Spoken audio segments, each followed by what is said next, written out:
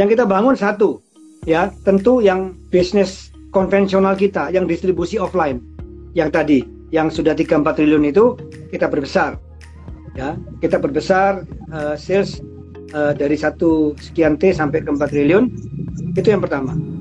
Yang kedua, seiring dengan perkembangan bisnis online, kita membangun online distribution centers.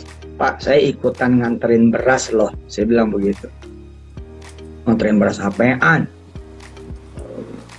Nganterin beras, Pak, berasnya bantuan COVID ke seluruh Indonesia, gitu. Dan itu 100%. Oh ya, yang Pak Ustadz punya apaan? Bukan punya apaan, tapi saya masuk ke perusahaan apaan? Saya bilang gitu. Saya masuk ke perusahaan yang cuma 2 di negeri ini. Mau dapat bimbingan intensif belajar saham dan referensi? Bisa tanya jawab secara intensif? Yuk, daftar mtrade sekarang di mtrade.id/whatsapp atau klik di bawah sini ya.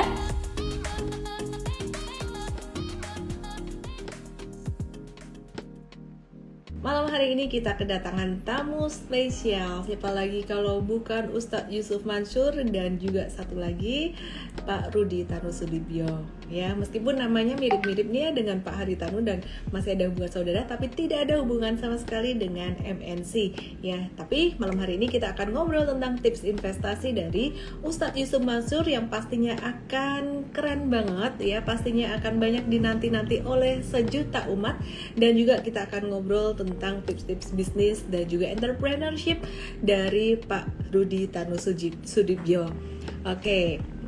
Sambil kita nunggu teman-teman yang lain bergabung, saya akan cek dulu nih Ustadz Yusuf Mansur dan juga Pak Rudi udah siap belum ya kira-kira. Nah, saya akan invite beliau, Pak Rudi Tanusudibyo dan juga Ustadz Yusuf Mansur. Pak Rudi Tanusudibyo ini merupakan Presiden Director Zebra Nusantara atau ZBRA. Di sini nanti saya juga akan invite Coach Andre Benas yang merupakan Chief of Equity Research Officer mtrade yang pastinya akan juga bantu kita untuk tanya-tanya, kasih pertanyaan yang terbaik untuk Pak Rudi Tanusudibyo dan juga Ustadz Yusuf Mansur juga. Nah teman-teman, nanti jam sekitar 8.35 atau 8.40an saya akan lanjutkan untuk ngobrol, bahas saham dan bahas pertanyaan teman-teman semuanya. Jadi stay tune di sini, kita akan invite tamu kehormatan kita Ustadz Yusuf Mansur, Bapak Rudi Tanusudibyo. Sebelum kita invite mereka, tamu-tamu kita yang luar biasa ini, teman-teman, saya mau kasih disclaimer dulu bahwa acara malam hari ini sifatnya adalah edukasi, tidak ada perintah beli dan jual. Dan kalau kita ada ngobrol dengan emiten ataupun bahas tentang satu saham tertentu, teman-teman, semua ini sifatnya edukasi. Halo, selamat malam Pak Rudi Tanusudibyo, Ustadz Yusuf Mansur. Assalamualaikum warahmatullahi wabarakatuh. Dan juga Andre Benas pastinya. Ya, Oke.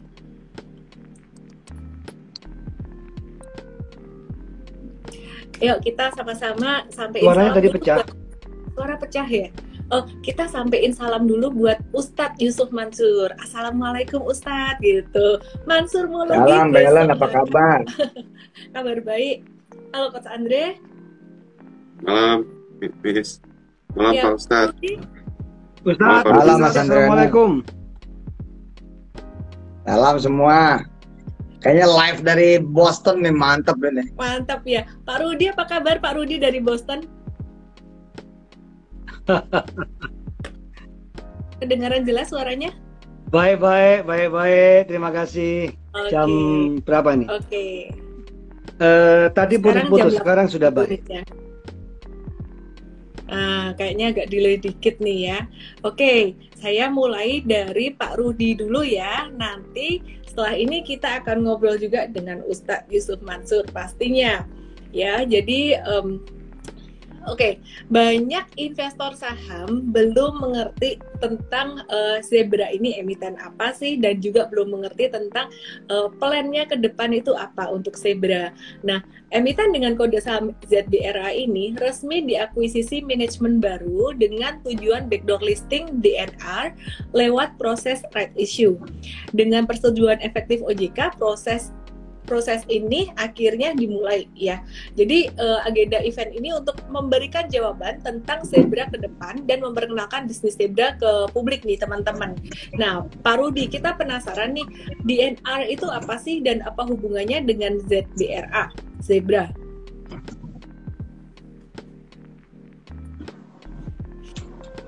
Halo. Oke, terima kasih. Pertanyaannya saya dengar dengan jelas, tapi suaranya pecah-pecah. Saya mau tanya dulu, apakah suara saya bisa didengar jelas? Sangat jelas, lancar sekali. Jelas banget.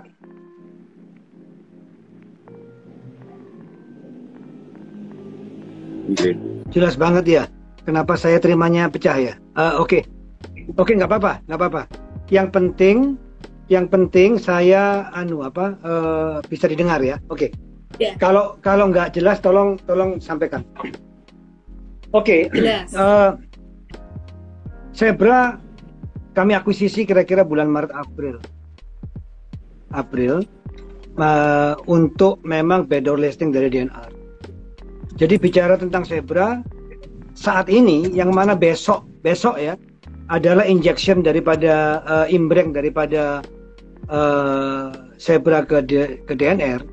Jadi kalau bicara tentang Zebra, kita ke depan harus bicara tentang DNR karena Zebra sudah nggak ada bisnisnya, kecil sekali. Oke, jadi apa itu DNR? Jadi saya akan lebih banyak bicara tentang DNR. DNR itu adalah perusahaan yang didirikan sudah lama sekali, tahun 63. Bulan ini akan berulang tahun ke 58. Didirikan awalnya hanya sebagai distribusi obat.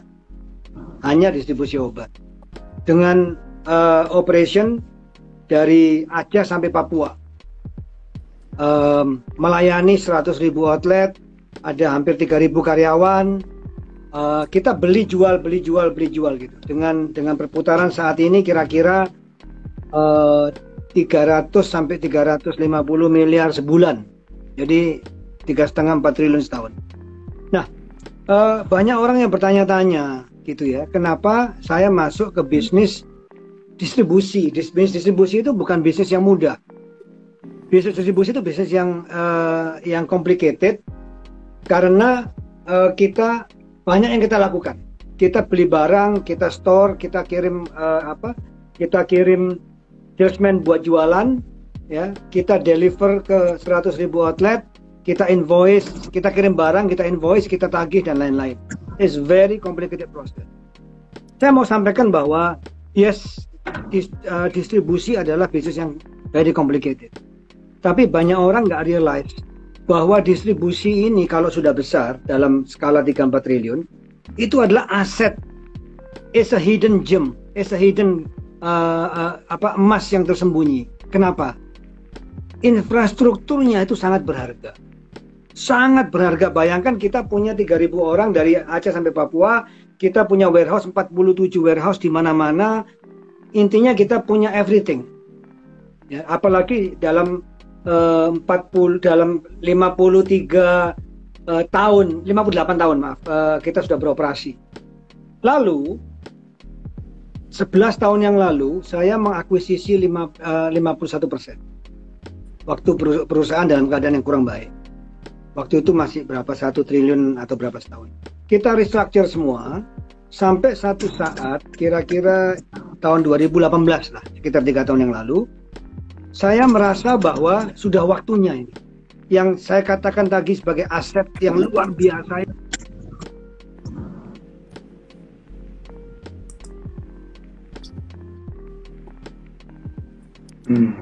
Gak putus-putus.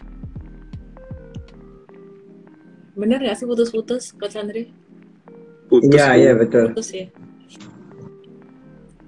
Mau dilanjutkan ke Ustadz dulu atau gimana? Nah, masih Dan nyambung Oh, lagi. lanjut lagi. Oh ya. Ini gimana? Ya, Halo? Putus. Ya, tadi sempat keputus, bisa Pak. dengar? Tadi keputus. Bisa dengar? Sekarang sudah bisa. Sekarang bisa. Di mana keputusnya? Di mana keputusnya? Yang tadi punya 3.000 dari Aceh sampai Papua. Jadi Nah, dari tahun situ. 2018 kita ambil alih. Ya. Jadi tahun 2018 kita ambil 100%. Sudah dengar nggak yang ini? 2018 kita ambil 100%. Halo? Iya, Jelas, Pak. bagus. Halo? Bagus, Pak. Ya. Jelas ya? Oke. Tolong kalau jelas gini ya. Ya, bagus. Jadi sudah waktunya tahun 2018 kita kembangkan aset ini ya untuk membuat satu bisnis yang terintegrasi logistik, bukan hanya distribusi, bukan hanya beli jual. Mengapa?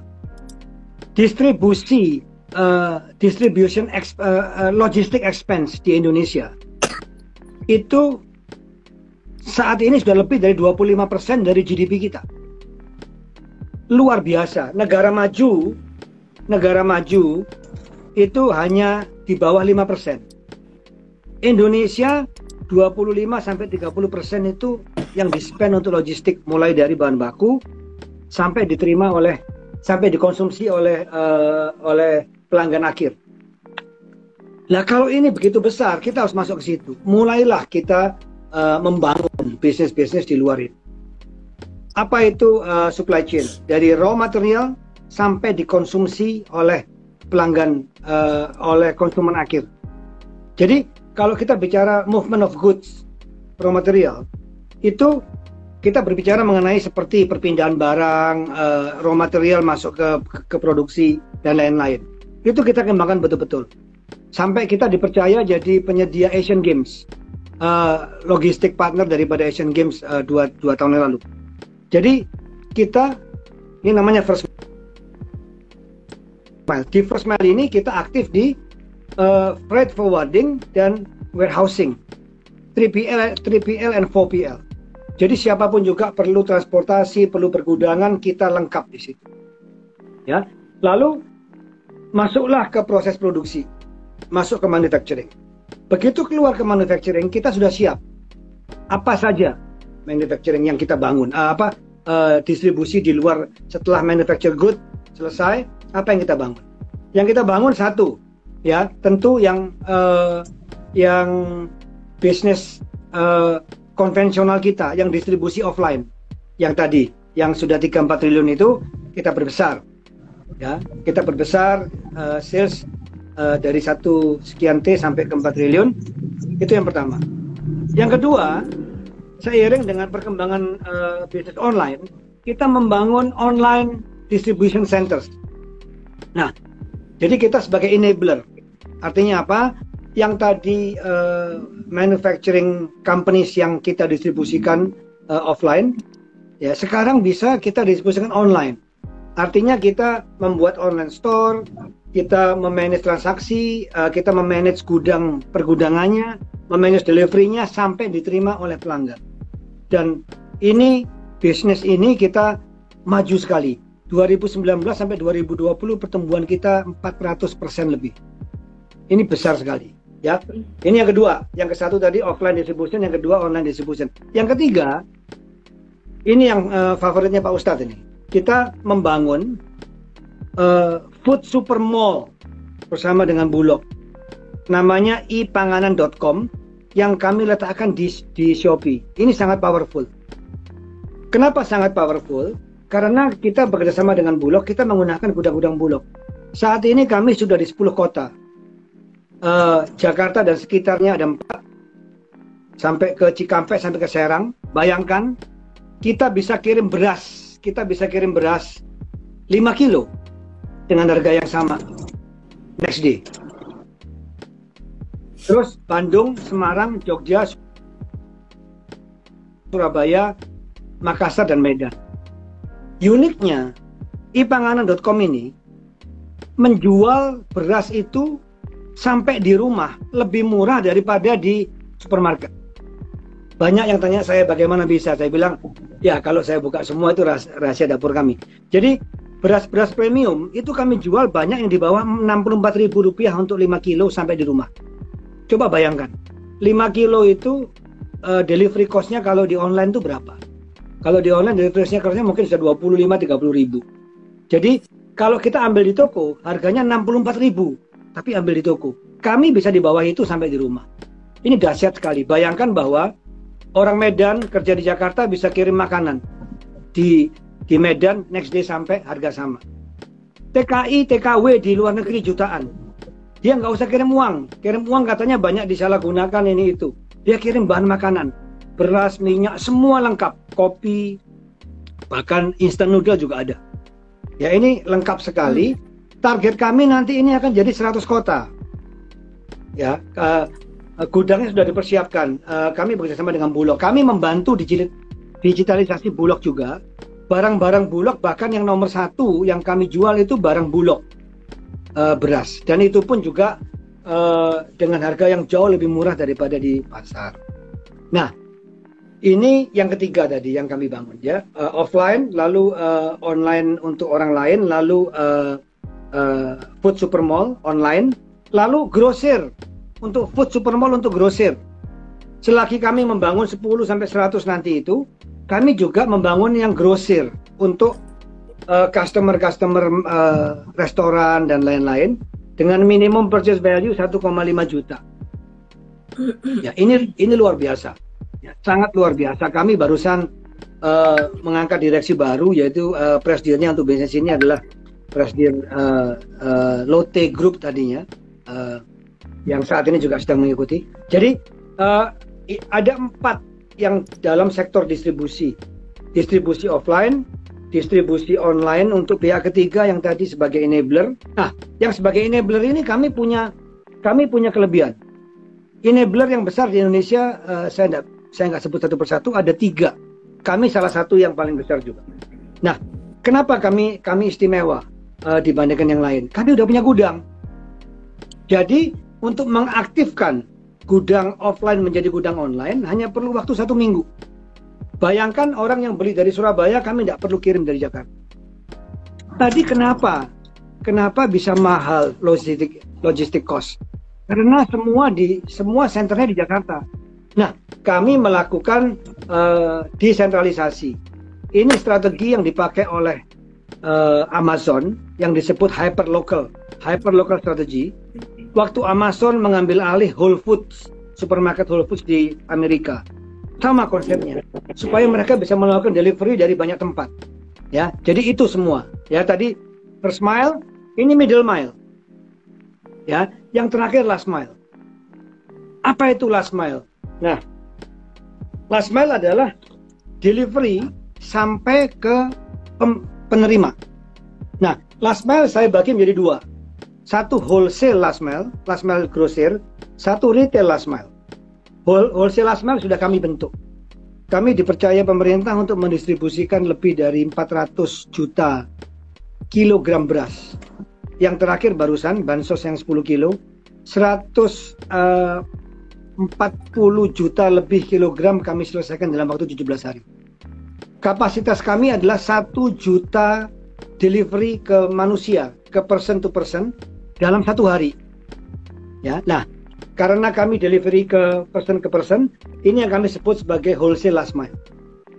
Kami kebetulan mendapat penghargaan MURI sebagai pencatat rekor terbanyak yang kami bisa deliver dalam 1 hari.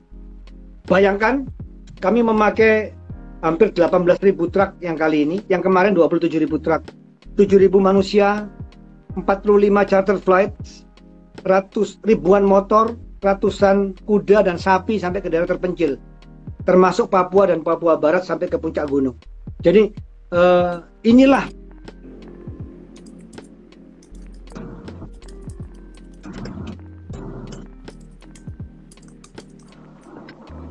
putus kayaknya misalkan. Iya. Iya, mungkin sambil nunggu Pak Rudi terkoneksi nih, saya penasaran dengan Pak Ustadz ya, Pak Ustadz Yusuf Mansur yang juga aktif dalam berinvestasi dan juga ya pastinya berinvestasi saham. Sebelum saya tanya ke Pak Ustadz, saya mau kasih disclaimer dulu. Waduh, Pak Rudinya nanti gabung lagi paling ya. Jadi saya mau disclaimer dulu teman-teman semuanya bahwa semua yang disampaikan Pak Ustadz ini sifatnya adalah sharing pribadi dan tidak ada ajakan untuk melakukan beli atau jual saham-saham tertentu jika ada yang disebut oleh Pak Ustadz. Jadi mohon teman-teman juga bisa menyikapinya sebagai informasi aja gitu. Oke, betul ya Pak Ustadz ya? Iya. Iya. Pak Ustadz, ada investasi saham apa aja kah? Mungkin salah satunya saya sempat dengar ada investasi Zebra juga kah? Ya, saya masuk di Zebra alhamdulillah karena saya dekat dengan keluarga Pak Rudi ya, dengan Pak Rudinya sendiri. Dan ketika saya melihat future value, future growth, future kemudian opportunity, dan secara value yang suka dibawa oleh Mansur Maulugi, Mas Andre Wenas, ini cocok banget sama saya, Mbak Ellen. Bahwa saya kan suka bilang masuklah ke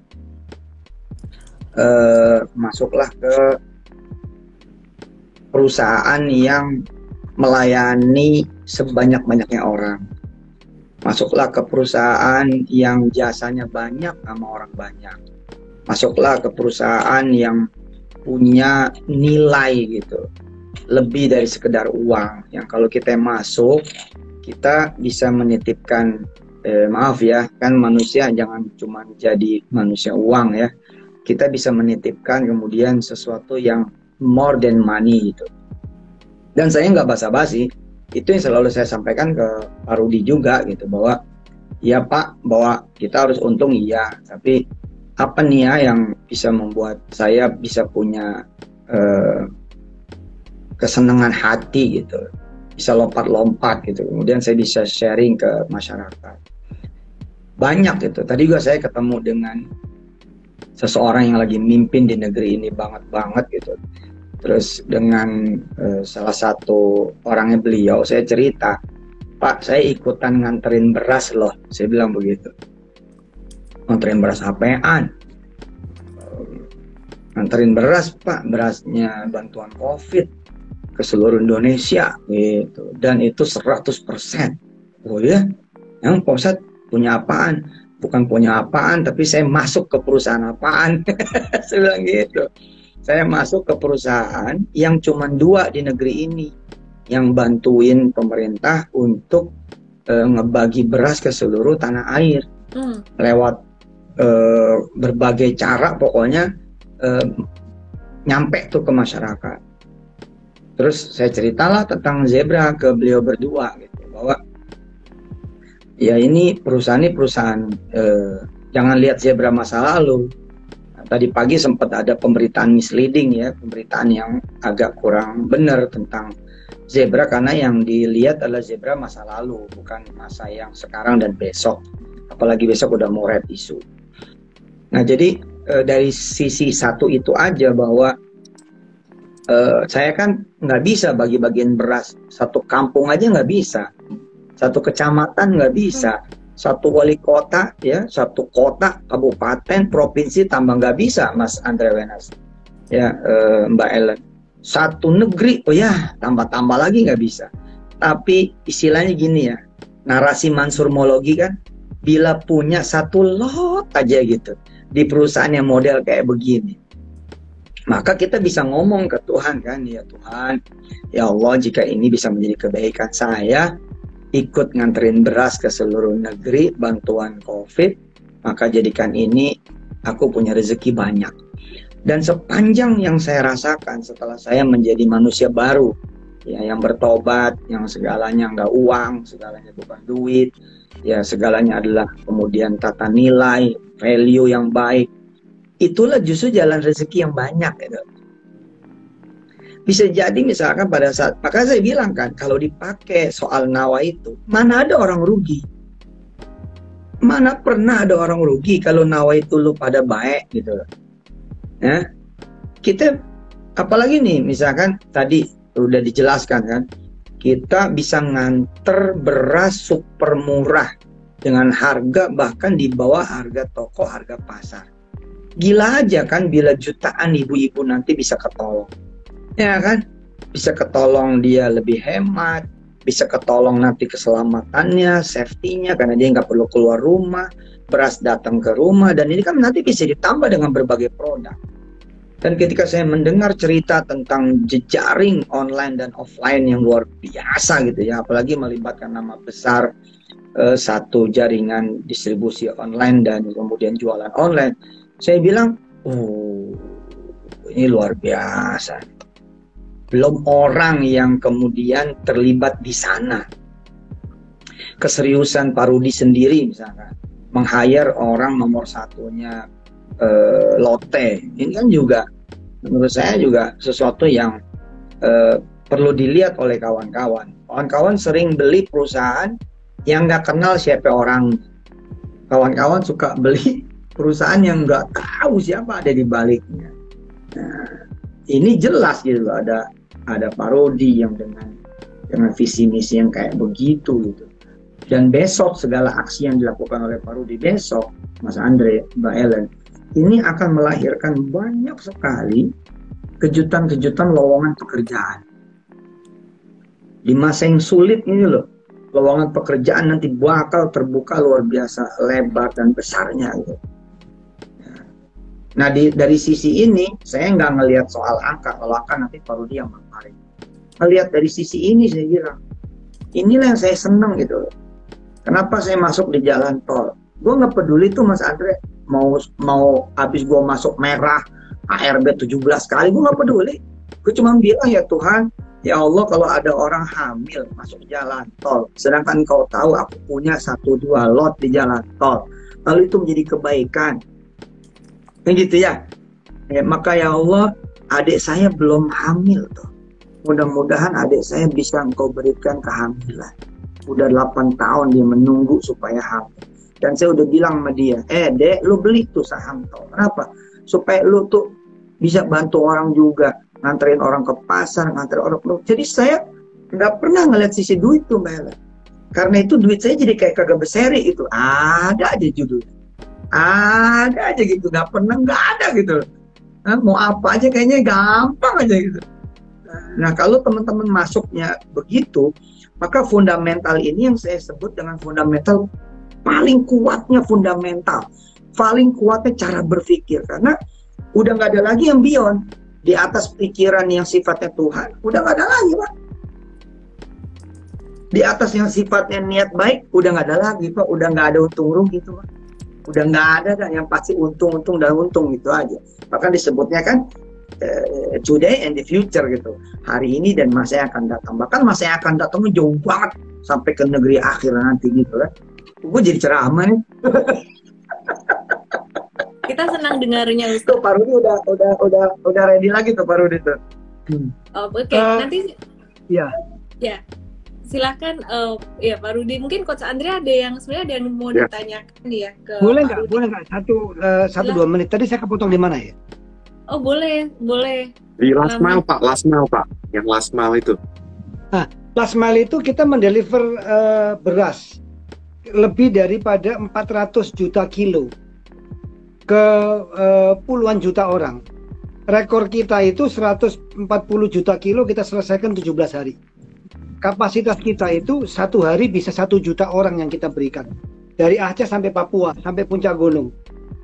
Hampir 20.000 truk, 18.000 truk, 7.000 manusia, kapal ratusan, 45 charter flight, kuda, sapi pun kami pakai sampai ke pelosok-pelosok hutan. Itu yang kami kembangkan, dan kami senang lah kalau Pak Ustadz juga bisa ini. Dan itu membuahkan hasil. Dari perusahaan yang tadi cuma untung 10, 15, 20 miliar, tahun lalu kami mencetak laba 280 miliar. Nah, ada satu yang sangat penting yang sedang ongoing and is coming very soon. Kenapa di Indonesia itu logistik mahal? Karena pengirim barang itu menanggung bolak-balik. Kita kirim barang 1 truk ke Surabaya, harganya bisa 6 juta. Padahal harusnya tidak lebih dari 3,5 juta. Kenapa? Baliknya kosong. Nah, orang Surabaya kirim ke Jakarta sama juga, baliknya kosong. kami sedang akan melaunch dalam beberapa bulan ke depan yang kita sebut sebagai Airbnb for tracking, seperti Airbnb for tracking. Jadi nanti kalau ada pemilik truk kirim ke Surabaya, dia pulangnya kosong, dia bisa upload, dia punya capacity. Nanti pemilik barang juga bisa bertemu persis Airbnb. Airbnb for tracking and Airbnb untuk gudang. Nah, ini kami yakini kalau ini berjalan akan meng-cut delivery cost luar biasa.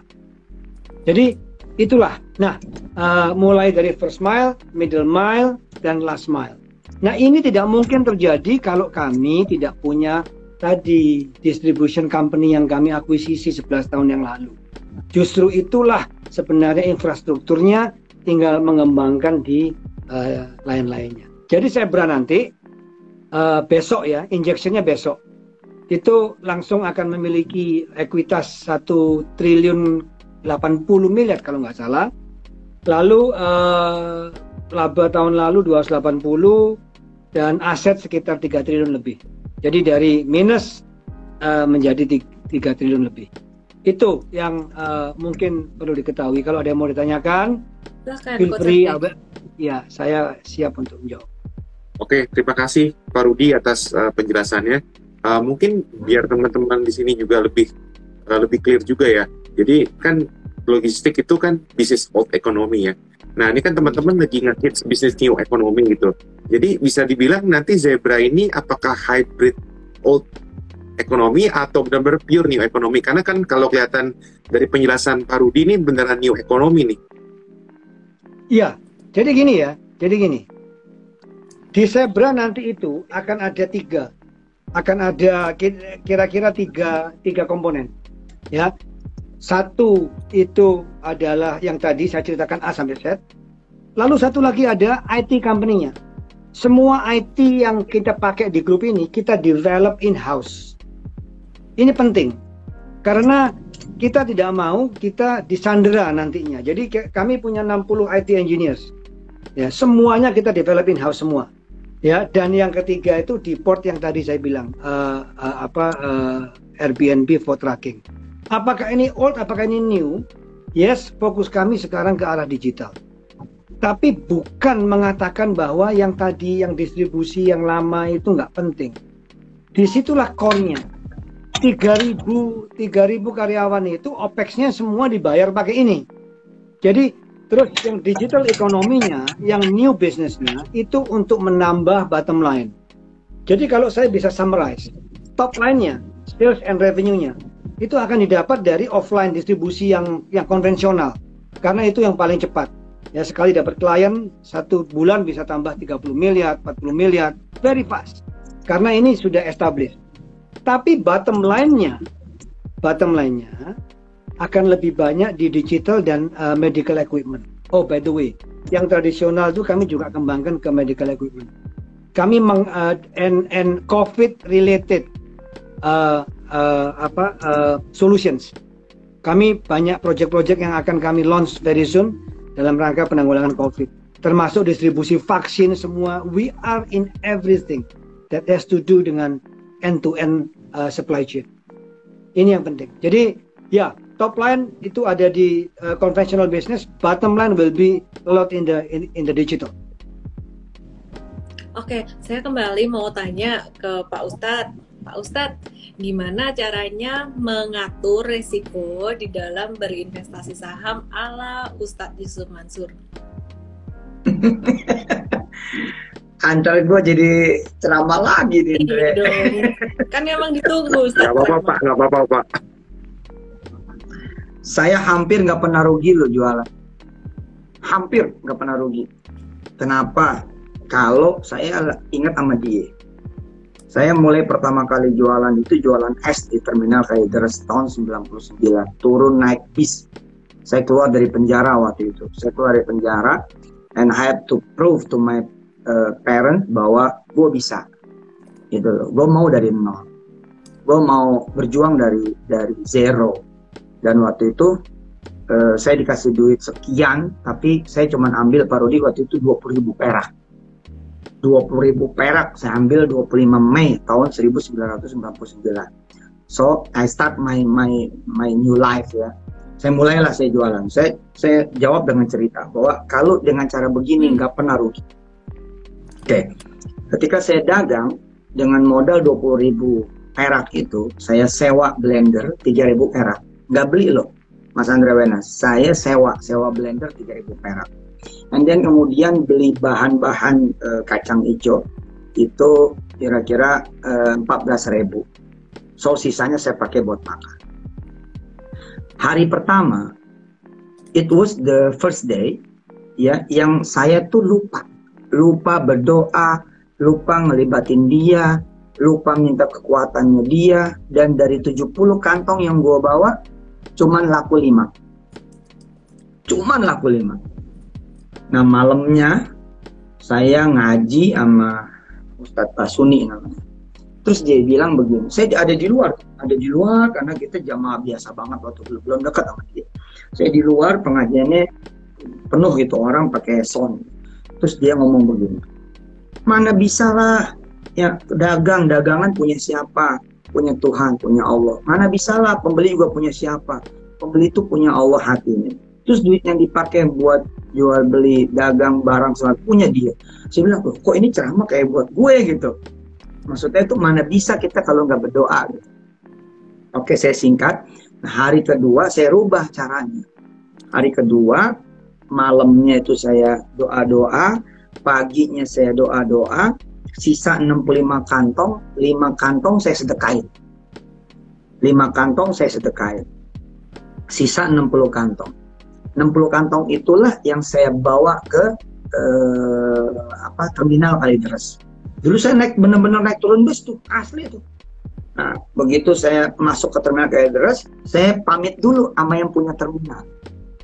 Jadi saya nih pamit sama yang punya terminal. Siapa yang punya terminal? Ya dialah yang maha memiliki semua terminal di seluruh muka bumi gitu. Jadi saya taruh tuh Pak Rudi, termos es saya, Mas Andre, di depan musola, di terminal Kalideres. Terus saya doa gitu.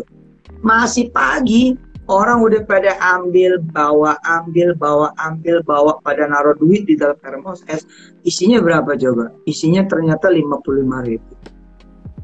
Belum nyampe lohor, baru setengah main nih. Kemarin gua sampai jam 5 biji yang laku. Ini cuman sampai lohor, dan saya juga ditaruhnya enak, ditaruh di rumah dia. Di musola kan rumahnya dia tuh, rumahnya Tuhan kan. Dia selesaikan semuanya. Makanya teman-teman kalau mau beli besok nih, lu malam sebelum tidur doa. Itu aja sebenarnya. Terus pagi-pagi begitu mau action nih kan, lu pakai jempol siapa kan gitu. Lu pakai handphone siapa gitu loh. Asik kan? Nah hebatnya Zebra kan udah ada gua di dalamnya, gua doa-doa juga kan buat Zebra. Jadi Pak Ustadz, kalau mau beli saham, doanya sebelum beli saham ya. Jangan udah beli, tahu-tahu rugi, baru doa, ya? Baru minta tolong berdoa. Ini kenyataan ya, ini kenyataan Pak Rudi, ini kenyataan Mas Andre. Kira-kira kemarin saya ada saham yang saya mau geser ke Zebra. Oke? Ada saham yang mau saya geser ke Zebra. Saya udah kontak Pak Paulus, ntar gue mau tambah di market, gue bilang gitu, seadanya gitu. Tetapi saham yang saya mau jual, posisinya ada kira-kira di 400-500.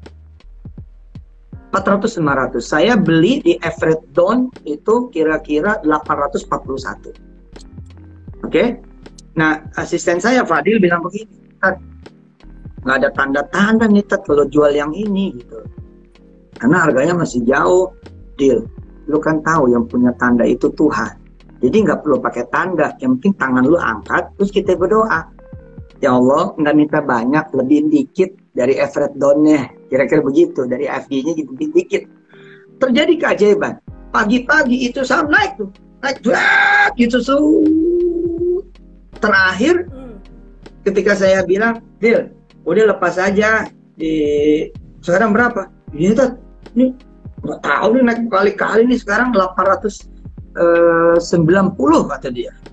890, gila, kemarin doa masih di bawah 600-an, udah 890. Sedangkan saya beli di 841. Ini kenyataan, habis gue doa habis kemudian cash out dari si saham yang satu ini, saya nggak bisa sebut namanya apa, turun lagi, kayak gue bilang ini kayak alam berhenti buat gue doang nih. Doa lah, bener loh, itu asli loh doa itu. Keajaiban lah. Nah ini kan bagus ya, fundamentalnya jadi bagus, taktikalnya jadi bagus, perusahaan ini kemudian belum apa-apa punya laba 280 miliar, kemudian punya transaction bisa 4 triliun, belum apa-apa loh, belum main nih, belum on semuanya. Ya, saya kira sih dengan ditambah dengan kebeningan hati kita ya, maksudnya ya kalau nanti ada kenaikan jangan jual semua lah, terus kok bilang begitu, pegangin, cari berkahnya, nolongin orang banyak, cari berkahnya kemudian melayani orang banyak. Kan cerita pelayanan tuh, cerita tentang servicing kan, bagaimana kemudian kita bisa menservis orang sebanyak-banyaknya, dia akan menservis kita gitu. Dan sampai hari ini sejak saya invest saham, nggak pernah ada cerita rugi, beneran, nggak pernah ada. Nggak ada cerita ruginya. Kenapa? Dia pasti tanggung jawab. Gue mau gitu aja. Itu. Ya silakan Mas Hebat Pak Ustadz, hebat, luar biasa Pak Ustadz. Ampun Pak Rudi, gue ngomong sama pendeta. Saya hari ini dengar tausiah yang luar biasa. Oke, Pak Rudi. Ngomong saham lupa, ini bukan tausiah Pak. Saya boleh nambah dikit aja tolong ya. Tadi menjawab yang ditanya oleh Andrea. Selama kita hidup, logistik masih diperlukan. Mau offline, mau online. Orang perlu barang, perlu yang ada yang antar sampai ke rumah. Salah satu kawan saya, fund manager besar, mengkritik saya. Dia bilang, Rudy, I disagree with you. Saya nggak setuju dengan kamu. Sekarang zamannya drone. Okay? Terus dia bilang, satu hari your company digantikan drone. Wah, coba aja, dia belum tahu. Drone masuk ke satu wilayah, bukan barangnya yang dikirim yang diambil, drone-nya yang dicopotin gitu, dijual besi tuanya. Jadi no, itu joke. Tapi saya ingin sampaikan bahwa selama kita masih hidup, selama kita masih makan, kita perlu kebutuhan logistik SDR. This is the business that will never die. Setuju Pak Rudi. Setuju. Oke, luar biasa sekali. Mungkin dari Pak Rudi dulu, sebelum nanti saya bisa ke Pak Ustadz lagi. Pak Rudi, mungkin di sini ada satu closing statement, pesan-pesan buat teman-teman semuanya, investor saham. Begini, yang saya injek di sini, tadi memang ada diskusi panjang. Apa yang akan kita injek dari bisnis yang saya kembangkan selama beberapa tahun belakang? Saya bilang everything. Termasuk IT, saya bilang iya termasuk IT. Kenapa? IT ini yang mengontrol semua bisnisnya. Kalau IT-nya nggak dimasukkan ke Zebra, orang jadi curiga. Ada apa ini IT-nya nggak dimasukkan? Jangan-jangan bisa disandera. Akhirnya saya bilang masukkan semua. Ya. Jadi ini saya nggak main-main. Visi saya adalah long term. Ya. Kita akan menjadi end-to-end supply chain provider. Satu-satunya di Indonesia. Secara terpisah banyak. Tapi dalam satu wadah dengan infrastruktur yang seperti gini, menurut saya, bukan untuk menyombongkan, tapi menurut saya kami yang pertama pada saat ini dan masih satu-satunya. Closing statement Pak Ustadz, saya barusan terima pesan. Jadi saya tadi beberapa kali buka-buka begini dari manajemen Pak. Manajemen umat terus. Lalu mereka lagi mendengarkan ini bilang, apa yang kita bisa perbuat dengan umat. Pak Ustadz, nanti orang-orangnya tolong koordinasi dengan orang kita di ipanganan.com akan membuat program yang khusus, harga khusus untuk penggemarnya Pak Ustadz, untuk umatnya Pak Ustadz. Nanti pakai kodenya mungkin UYM gitu, orang masukkan kode, boleh pakai harga khusus. Ini dari manajemen kami tadi usul, saya bilang Pak Ustadz pasti senang ini. Terima kasih juga itu mengenai digitalisasi online tadi, kami juga berterima kasih kepada BUMN Bulog yang sudah bekerja sama, saling menguntungkan tentunya, saling menguntungkan, yang menyediakan delivery center di seluruh Indonesia, yang memungkinkan kami untuk untuk berkembang secara cepat dengan target mudah-mudahan bisa 100 kota dalam waktu yang tidak terlalu lama. Karena dengan masuknya Zebra ini, Zebra yang tadinya dari cashnya cuma 250 juta, langsung kita akan punya buku yang cashnya 400 miliar. Jadi that's the end of my statement. Mungkin dari Pak Ustadz nanti ini saya juga kaget tadi. Ini usulan baru katanya umatnya Pak Ustadz dikasih harga khusus saja nanti. Jadi pakai nanti kode khusus UYM. Wah, luar biasa itu, benar, dan masih bisa dikembangkan lagi ke berbagai produk. Kenapa? Harga produk. Harga beras. Nanti teman-teman salah paham.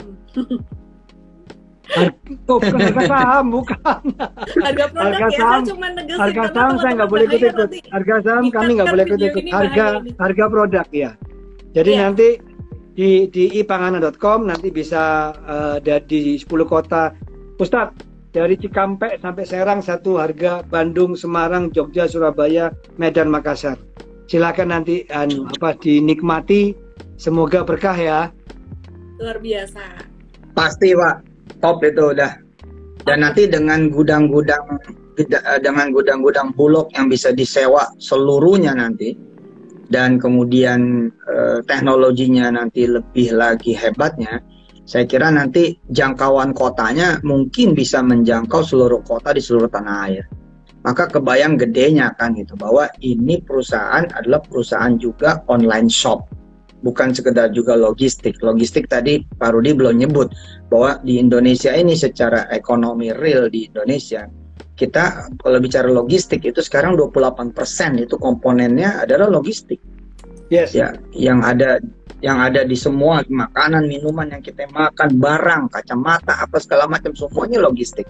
Nah, logistik itu 28%. Artinya bila perusahaan ini kuat banget, sedangkan perusahaan logistik itu nggak banyak gitu. Artinya kita bahagia dong, kita megangin saham salah satu perusahaan logistik terbesar di Indonesia yang bukan cuman punya armada dan teknologinya, tapi punya ekosistemnya. Saya kira sih kalau udah begini judulnya, ya tadi jangan lupa tetap dikawal. Gitu kan, kawal dengan doa-doa. Saya pernah ditanya sebagai closing statement saya, target lu apa buat Zebra? Begini, target kita itu doa kita. Doa kita itu bagaimana? Doa kita Zebra 10.000 sahamnya. Ini mesti di disclaimer lagi loh. Ini kan doa gua kan. Doa Yusuf Mansur kan. Iya dong, kan gue pengen dong saham yang ada di situ naik. Nah kalau pengen naik, gue percaya sama siapa? Percaya sama Pak Rudi. Percaya sama siapa? Percaya sama seluruh manajemen. Enggak lah, gue percaya sama Tuhan yang kuasa, supaya Tuhan yang kuasa berikan kekuatan kepada Pak Rudi dan seluruh manajemen, bisa membawa kemudian perusahaan ini benar-benar terbang sampai di 10.000 gitu. Oke, terima kasih banyak Pak Ustadz Yusuf Mansur dan juga Pak Rudi.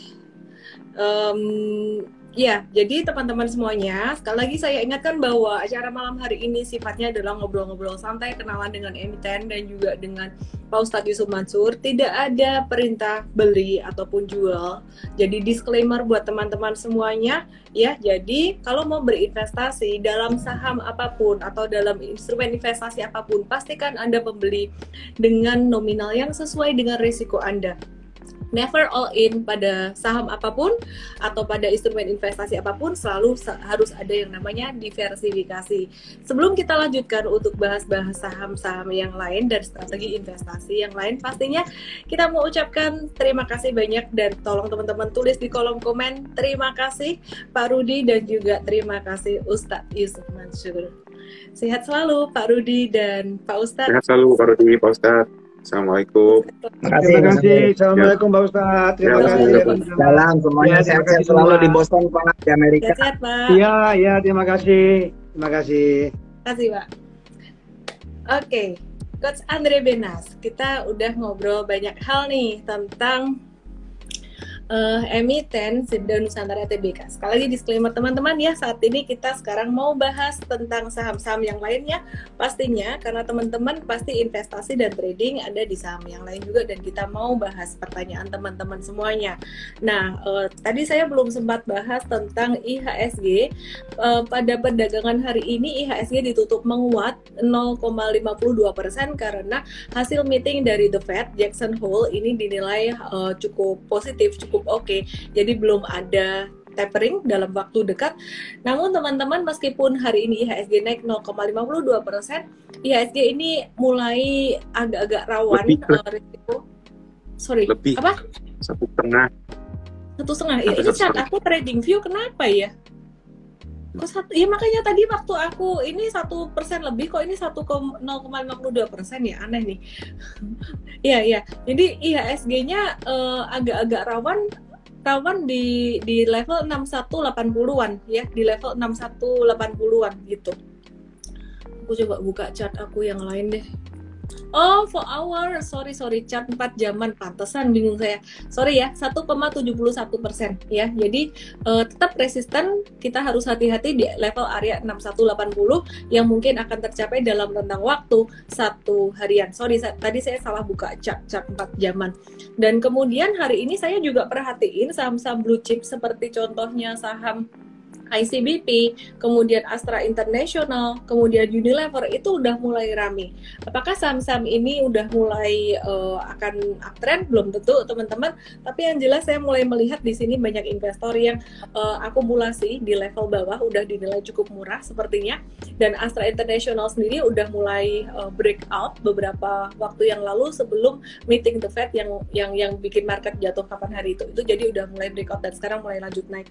View dari kami sih dari Mtrade untuk saham-saham perbankan digital seperti contohnya BBYB, tadi kita ada buy on weakness juga, dan kemudian untuk beberapa saham bank digital lainnya seperti BANK kemarin beberapa waktu yang lalu sempat stop loss dan ini potensi untuk menguat, dan juga untuk BABP ini juga masih bisa.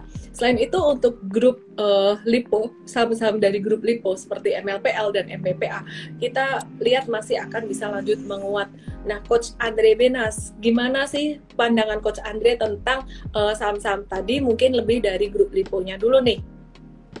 Oke, untuk saham-saham teknologi, kalau LIPO saham-saham teknologi ya. Tapi tadi kita lihat trio LIPO ya, mungkin MPPA, MLPL, sama LPPF. Ini sih kita lihat banyak sentimen positif ya, mungkin karena teknologi related juga. Kemudian untuk MPPA ini kalau nggak salah ada RUPS tanggal 9 September ya. Jadi ada beberapa event penting dalam minggu depan yang kemungkinan besar akan memberikan sentimen positif untuk LIPO Group ya, seperti MLPL. Kalau untuk LPPF kan kemarin ada perubahan direksi, karena kan si Auricnya yang untuk digital retail udah masuk ya. Jadi memang dari LIPO Group ini kita lihat juga mereka udah ready untuk ekosistem digital. Tapi overall sebenarnya untuk market saya lihatnya banyak sentimen positif karena tapering ini kan ditunda ya. Jadi kenaikan interest rate nggak straight langsung. Dan kita lihat ketika pagi pas dibuka ekspektasi memang naik, tapi ternyata pas pagi marketnya belum terlalu on ya. Jadi baru saya perhatikan setelah jam 2 marketnya juga baru lebih bergairah gitu. Jadi kita lihat sentimen positif di LQ45, kemudian di second liner marketnya cukup bergairah hari ini. Oke. Ini banyak juga yang nanyain tentang TKIM, ada beberapa yang nanyain tadi ya. Untuk TKIM dan INKP sendiri sebenarnya udah kita mention dari beberapa hari yang lalu, bahkan udah dari last week itu di morning briefing Mtrade pagi hari dan juga di seminar Sabtu kemarin. Memang masih di bawah untuk TKIM dan Mtrade ini sifatnya lebih ke investasi untuk jangka menengah aja, bukan untuk trading. Dan kita ngelihat untuk TKIM dan INKP ini secara teknikal memang masih downtrend, tapi udah mulai ada tanda-tanda akumulasi di bawah. Coach Andre, untuk TKIM dan INKP untuk fundamentalnya gimana?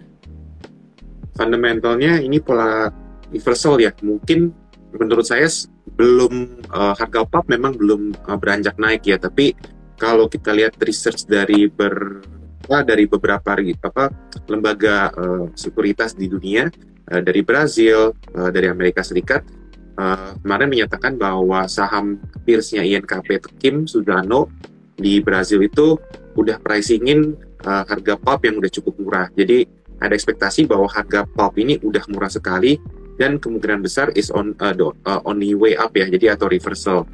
Seberapa kuat kita nggak tahu karena baik lagi nanti tergantung demand dan supply, tapi at least bottomnya udah mulai kelihatan ya. Jadi ini sih penyebabnya kenapa Tekim dan INKP jadi ada sentimen positif. Oke. Ini banyak yang nanya tentang BBKP. BBKP sih ini tadi sempat turun lagi ya. Kalau M-Trade sih udah exit kayaknya kemarin atau 2 hari yang lalu ya untuk pembatasan risiko. Hari ini sih BBKP ada koreksi lagi, turun. Kalau dilihat turunnya udah 4 hari dan juga dengan volume transaksi yang kecil, mestinya koreksinya udah mulai terbatas. Kalau misalkan turun lagi dia sampai ke 468 mestinya yang mungkin bisa dijadikan area untuk buyback atau buy on weakness. Cuman ya M-Trade udah keluar tanggal kapan ya? 27 Agustus. Ya, 27 Agustus itu. Jadi teman-teman yang misalkan di sini dalam posisi rugi, kalau ada technical rebound manfaatkan untuk kurangin posisi aja. Tapi kalau misalkan lagi dalam posisi untung bisa wait and see. Ya, sepertinya koreksi sekali lagi habis itu ada potensi technical rebound. Disclaimer juga. Oke. Terus pulp untuk target akhir tahun berapa ya? Target akhir tahun untuk TKIM dan juga INKP tadi untuk jangka menengah tuh berapa lama sih? Sekitaran 6 bulan kali ya Coach Andre ya. Kalau jangka menengah technical aku sih 6 bulanan ya. Kalau Coach Andre berapa lama? Kalau fundamental sih, kalau saya lihat kan memang harganya belum berubah ya. Jadi kalau pulp ini harganya biasanya nggak live ya. Jadi teman-teman agak susah monitoringnya. Saya juga biasanya monitoringnya harganya per week by week ya. Jadi kalau kita lihat pergerakan harga minggu lalu memang masih sama. Kemungkinan besar sih kalau lihat cycle-nya pulp ini ya bisa panjang juga, mungkin bisa 6 bulan ya. Tapi balik lagi ini tergantung inventory sama tergantung demand, karena kan ada story juga di China ini di fourth quarter kemungkinan besar ekonominya akan revive lagi ya. Jadi memang ekspektasi perbaikan ekonomi di China, kemudian perbaikan sentimen pulp, inventory yang udah mulai normal ini bisa ngedrive harga pulpnya ke atas, dan tentu saja saham-saham seperti INKP, Tekim juga di global peers-nya ya seperti Suzano di Brazil. Ya, kalau ditanya untuk dalam disclaimer teman-teman ya, perhitungan waktu ini belum tentu tepat sepenuhnya. Dalam rentang waktu kurang dari 3 bulan untuk TKIM mungkin bisa sampai ke 10.000.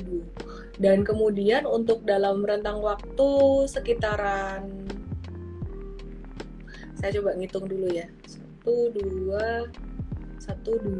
3, mungkin dalam waktu kurang dari 1 tahun ya, barangkali bisa lebih cepat, lebih bagus, bisa sampai kembali ke 17.000, disclaimer on juga ya. Jadi aku kasih rentang waktunya cukup besar supaya teman-teman nggak langsung juga haka-haka gitu sih.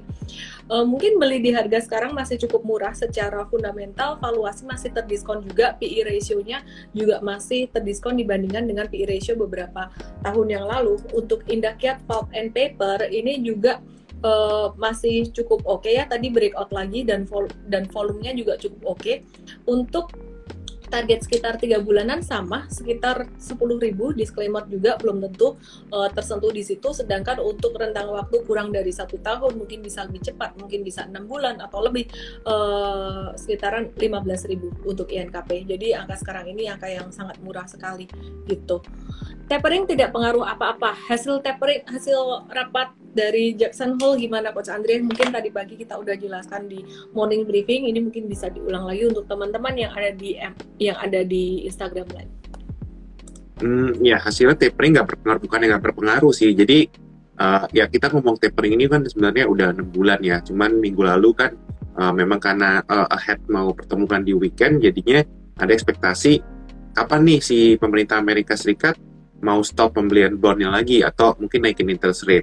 Nah ini kan kemarin dijawab ya sama si Jerome Powell bahwa yes kita memang mau tapering tapi nggak anytime soon. Nah kemudian apakah naikin interest rate akhir tahun? Ya nggak juga jawabannya. Jadi sebenarnya lebih ke arah sana sih. Mungkin ini lebih ke delay aja ya, soon or later pasti kita akan tapering. Tapi kalau saya lihat karena marketnya udah lebih ready ya, mestinya impact ke market Indonesia mestinya ke capital outflow nggak terlalu besar, karena bisa dilihat foreign ownership di equity Indonesia juga nggak sebesar tahun 2013. Dan kalau kita lihat dari obligasi juga Indonesia entity-nya juga masih lebih banyak ya. Jadi saya sih ngelihat efek tapering nggak akan sedahsyat 2013, mungkin ini udah diulang berkali-kali. Tapi kalau ditanya tapering masih ada, yes masih ada. Tapi statementnya yang bikin positif ya masih nanti-nanti gitu. Kalau dinaikin gradual, itu sih sebenarnya nyebabin kenapa market kita malah naik hari ini. Oke. Iya, jadi kalau ini banyak yang nanya juga BGTG gimana? BGTG ini kemarin kita udah cut loss tanggal 27 Agustus.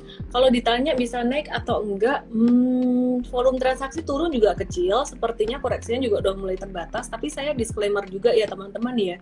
Kita tidak pernah bisa mengontrol atau mengendalikan arah gerak saham. Yang kita bisa kendalikan adalah portfolio kita sendiri. Jadi saya sendiri juga termasuk kemarin saya cut loss tanggal 27 itu saya cut loss BGTG juga, dan saya akhirnya memutuskan untuk masuk ke BBYB. Di sini disclaimer juga teman-teman ya. Kenapa? Karena di BBYB di situ story fundamentalnya lebih kuat, lebih solid, ekosistemnya lebih solid, dan juga lebih banyak teman-teman dari sekuritas, fund manager, asset management yang lebih tertarik ke situ. Demikian pula dengan BBKP, I did the same thing too. Terus ya, apakah besok masih bisa berlanjut naiknya IHSG? IHSG besok masih bisa naik, ya, masih bisa naik. Dan kalau aku lihat sih saham-saham perbankan digital dan juga grup Lipo ini masih berpotensi untuk aktif juga. Tapi rasanya besok ini udah tinggal momen untuk profit taking aja buat trader jangka pendeknya gitu. CPO udah exit, kita malah belum masuk ya CPO ya. CPO belum masuk. ESA gimana ya? ESA sepertinya tadi Coach Andri ada update result laporan keuangannya nggak? Kayaknya nanti saya belum lihat ya, cuman kelihatannya tadi sih sepintas baca kelihatannya nggak gitu bagus ya. Saya belum lihat drill down lagi ya. Mungkin besok kalau ada update kan kita update sih. Benar, S1 kemarin kita ada beli dan juga jual lagi tuh dalam kondisi BEP. Jadi nggak yang cut loss gimana, nggak juga profit taking, dalam kondisi agak-agak BEP gitu. Kenapa? Karena ya kita ngelihat kayaknya kok trennya sekarang lagi banyak yang suka tuh di saham digital, dan yang ada mungkin bukan bank digital melulu, tapi perusahaan yang ada kaitannya dengan merger dan akuisisi, seperti contohnya MLPL dan MLPA ini juga akan ada kaitannya dengan Gojek juga gitu, dan juga beberapa startup lainnya. Oke, itu aja sih teman-teman untuk malam hari ini. Untuk update saham selengkapnya teman-teman besok kita akan bahas di morning briefing jam 8.15 khusus untuk user VIP Mtrade. Jangan lupa download aplikasi Mtrade dan klik link di bio saya untuk bergabung sebagai VIP user yang pastinya kita akan bimbing terus setiap hari. Saya Ellen May dan Coach Andri Binas. Selamat malam, salam profit. Jangan lupa download aplikasi Mtrade di Android dan nikmati edukasi premium sekarang.